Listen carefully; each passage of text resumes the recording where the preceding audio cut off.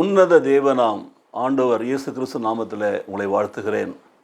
அதிகாலை வேளையிலே ஆண்டவர் இயேசுவை தேடி வந்திருக்கிற உங்கள் ஒவ்வொருவரோடு கூட ஆண்டவர் இன்றைக்கும் தம்முடைய திருவாய் மலர்ந்து நல்ல ஆலோசனை கொடுக்க ஆயத்தமாக இருக்கிறார். விசுவாசத்தோடு நாம் கேட்போமா? ஆதியாகமம் 12ஆம் அதிகாரத்தில் 2ஆம் வசனத்தில் இப்படியே வாசிக்கிறோம். நான் உன்னை பெரிய ஜாதியாக்கி உன்னை ஆசீர்வதித்து உன் பெயரை பெருமைப்படுத்துவேன், நீ ஆசீர்வாதமாய் இருப்பாய். தேவனாகிய கர்த்தர் ஆபிரகாமோடு பேசின அந்த வார்த்தைகளை தான் இன்றைக்கு இந்த காலை வேளையில் உங்களுக்கும் எனக்கும் ஆண்டவர் கொடுக்கிறார். அன்றைக்கு ஆபிரகாமை அழைத்த தேவன் அவனுடைய சொந்த இனத்தையும் சொந்த நாட்டையும் சொந்த மக்களையும் விட்டுவிட்டு தான் காண்பிக்கும் தேசத்துக்கு போ என்று அவனை சொல்லுகிற பொழுது அழைத்த தேவன் அவன் புறப்பட்டு எங்கே போகிறோம் என்று கூட கேட்காமல் புறப்பட்டு போனான் என்று சொல்லி எபிரேயர் நிருபத்தில் வாசிக்கிறோம் அல்லவா? அந்த ஆபிரகாமை தான் அப்படி ஆசீர்வதிக்கிறார். நான் உன்னை பெரிய ஜாதியாக்குவேன். நம்மை அழைத்த தேவன் நமக்கு கொடுக்குற முதலாவது ஒரு வாக்குத்தத்தம் அதுதான். நம்மை அழைத்த ஒரு உண்மை உள்ளவர்.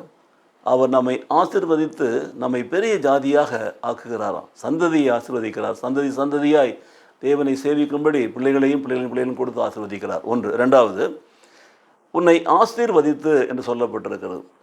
இந்த ஆசீர்வாதம் என்பது இன்றைக்கு பார்த்தீங்கன்னா நம்முடைய வாழ்க்கையில் அவர் நாம் எதிர்பார்க்கிற செய்கிற எல்லாவற்றிலும் அந்த ஆசீர்வாதத்தை கொடுக்கிறார். நம்ம அழைத்தவர் நம்மை ஆசீர்வதிக்கும்படி தான் அழைத்திருக்கிறார். ரெண்டாவது புரிந்து கொள்ளுங்கள். மூன்றாவது பாருங்கள், உன் பெயரை நான் பெருமைப்படுத்துவேன். இன்றைக்கு அநேகர் நம்முடைய பெயரை கெடுக்கிறதை பார்க்கிறோம். நாம் சொல்லாததெல்லாம் சொன்னதாக, நாம் செய்யாததெல்லாம் செய்ததாக என்றெல்லாம் பார்க்கலாம். சுற்றியுள்ள மக்கள் கூட நாம் இல்லாத நேரங்களில் நம்மை குறித்து தவறான காரியங்களை சொல்லலாம். பலரிடத்தில் நான் பார்க்கிறேன், நான் சொல்லாத காரியத்தை கூட வந்து சொன்னதாக சொல்லுகிறார்கள் பாருங்கள். ஏனென்றால் அவருடைய சுய லாபத்துக்காக யார் பெயரை வேணாலும் கெடுப்பார்கள், யாருடைய பெயருக்கும் துரோகம் பண்ணுவார்கள். மாத்திரமல்ல, இன்றைக்கு நம் பெயரை கெடுக்கும்படி நமக்கு விரோதமாக அநேக தீய செயல்களை செய்வார்கள். நமக்கு விரோதமான காரியங்களெல்லாம் செய்வார்கள். நமக்கு வேதனை உண்டாக்கும்படி, நம்முடைய வாழ்க்கையில் நம்மை பலகீனப்படுத்தும்படி, நம்மை கஷ்டப்படுத்தும்படி, நமக்கு நஷ்டத்தை உண்டு பண்ணும்படி சுற்றிலும் உள்ள அநேகர் நமக்கு அப்படிப்பட்ட காரியங்களை செய்வார்கள் பாருங்கள்.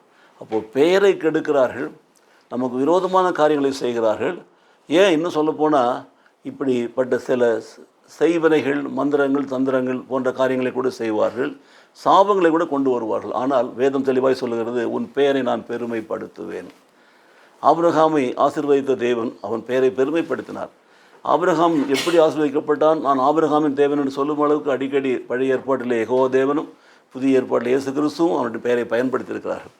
அவன் ஆண்டவராக இயேசு கிறிஸ்துவனுடைய அந்த மூதாதையர் பட்டியலில் முதலாவது இடம் பெற்றிருக்கிறான். இப்படி சொல்லிக்கொண்டே போகலாம் பாருங்கள். அப்போ நம்மை பெயரை பெருமைப்படுத்துகிற தேவன் நமக்கு உண்டு. பெரிய ஜாதியாக்குகிறார், ஆசீர்வதிக்கிறார், பெயரை பெருமைப்படுத்துகிறார். அதோடு மாத்திரமில்லை, நம்மை அநேகருக்கு ஆசீர்வாதமாய் வைக்கிறார். நீ ஆசீர்வாதமாய் இருப்பாய்.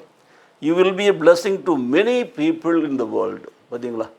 எப்படிப்பட்ட ஒரு அழைப்பு, இப்படிப்பட்ட ஒரு ஆசீர்வாதம். ஆபிரகாம் தேவனுடைய சொல்லுக்கு கீழ்ப்படிந்ததனாலே இன்றைக்கு நாம் ஆண்டவருடைய சொல்லுக்கு கீழ்ப்படிந்தால் நம்முடைய வாழ்க்கையிலும் அப்படிப்பட்ட ஆசீர்வாதங்கள் வரும்.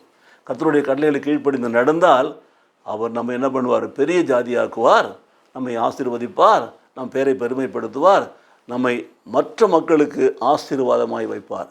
இந்த ஆசீர்வாதங்கள்லாம் உங்களுக்கு வர வேண்டுமா? கண்களை மூடி கர்த்தரை நோக்கி நான் பார்க்கலாம். நேசிக்க நல்ல தகப்பனே, இந்த காலை வேளையில் ஆண்டவரே ஆதியாகமம் 12:2 கொடுத்திருக்கிற அருமையான ஆண்டவரே ஸ்தோத்திரம். நல்ல ஆலோசனைகளுக்காக நன்றி செலுத்துகிறோம். நாங்களும் உங்களுடைய சொல்லுக்கு கீழ்ப்படிந்து உங்கள் கடலின்படி நடந்து ராஜா எங்கள் வாழ்க்கையில் இந்த பூமியிலே எங்களுடைய சந்ததி ஆசீர்வதிக்கப்படும்படி கர்த்தர் இடத்துல ஒப்புக் கொடுத்து நாங்கள் ஜெபிக்கிறோம். நீர் எங்களை ஆசீர்வதித்து எங்கள் பெயரை பெருமைப்படுத்தும்படி ஒப்புக் கொடுத்து நாங்கள் ஜெபிக்கிறோம். நீர் எங்களை மற்றவர்களுக்கு ஆசீர்வாதமாக வைக்க வேண்டுமா நாங்கள் ஜெபிக்கிறோம். முற்றிலுமாக எங்களை தாழ்த்துகிறோம், வறுமையாக்குகிறோம். இயேசு கிறிஸ்து நாமத்திலே பிதாவே, ஆமேன், ஆமேன்.